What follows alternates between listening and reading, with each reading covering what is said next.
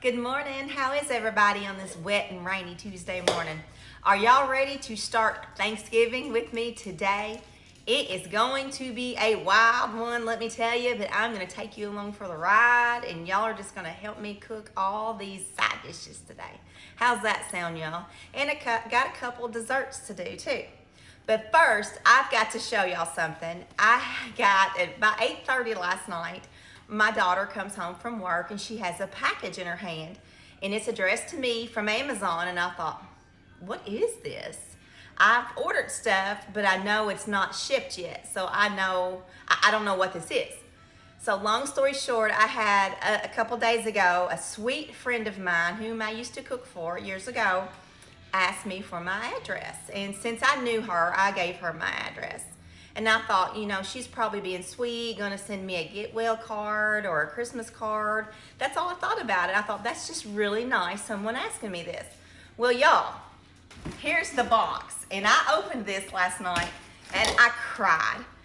The last couple times I've made desserts in a bundt pan, when I went to flip it, it just fell apart and it stuck because my bundt pan was so old.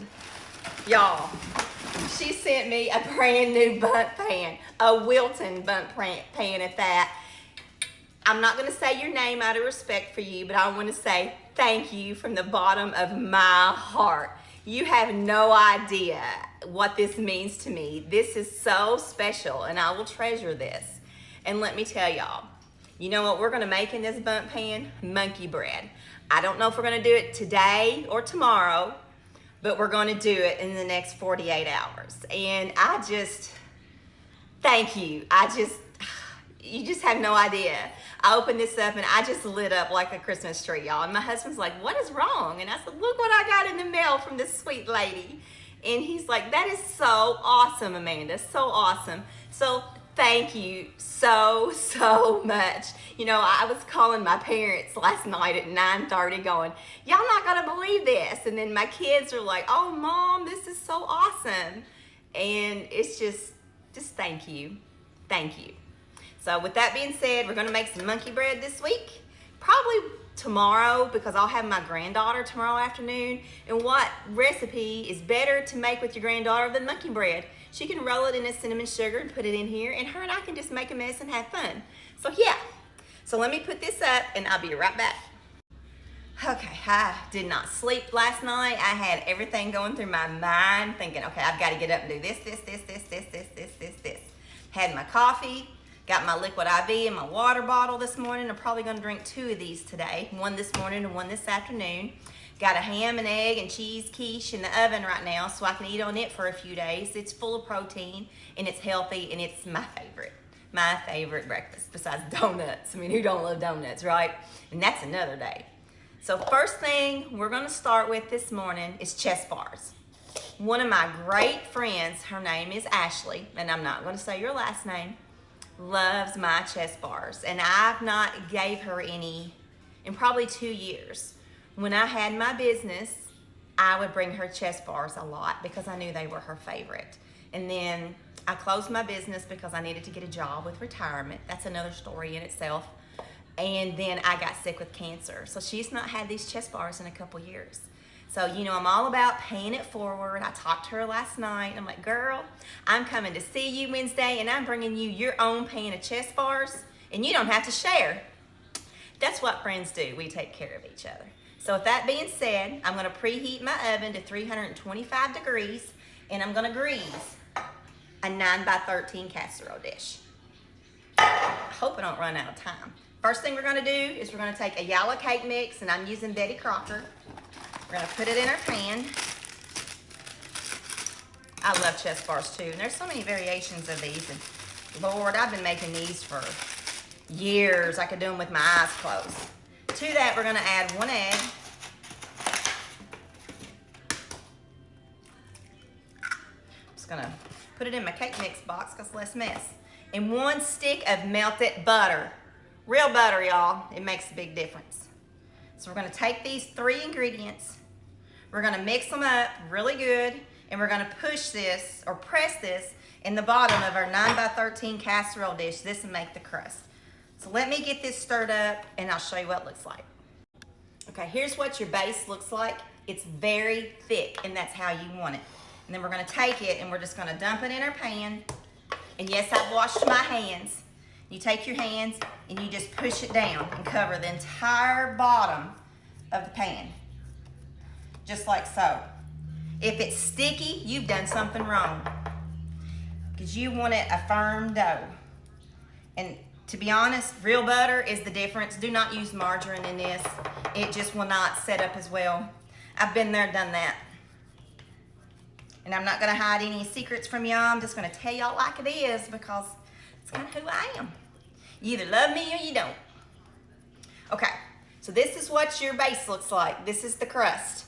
So next I'm gonna move you over to my mixer and we're gonna make the filling and pop this bad boy in the oven. Okay, you know I hate this camera angle. I've gotta figure out something with my kitchen for this mixer. For the filling, we're gonna add 1 block of room temperature cream cheese. And I just set this on the counter last night before I went to bed. And you know how I always take mine and I just scrape it across my whisk. Because it gets everything. I'm gonna beat it for about 30 seconds on high. This is just a trick I've learned. It puts some air in it and it makes it a little bit softer before we add the eggs. All right, grab me a rubber spatula. I'm gonna scrape down the sides real quick. I gotta make sure I keep an eye on my time. Next, we're gonna add 2 eggs to 1 block of cream cheese.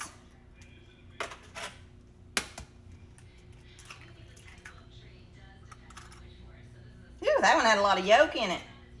Okay, I'm gonna beat that for 30 seconds. Okay, I've got this incorporated the way I like it and it's smooth. And next thing you're gonna do is you're gonna add 4 cups of powdered sugar. I'm gonna measure this, and this is a 2-cup measuring cup. I'm just gonna dump it like so and do 1 more.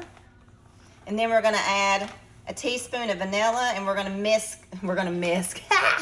You know me and my tongue tie. I'm gonna whisk on high. Well, I'm gonna start on low, then make it up to high, and I'm gonna beat it real good for about a minute. I'll show you what it looks like.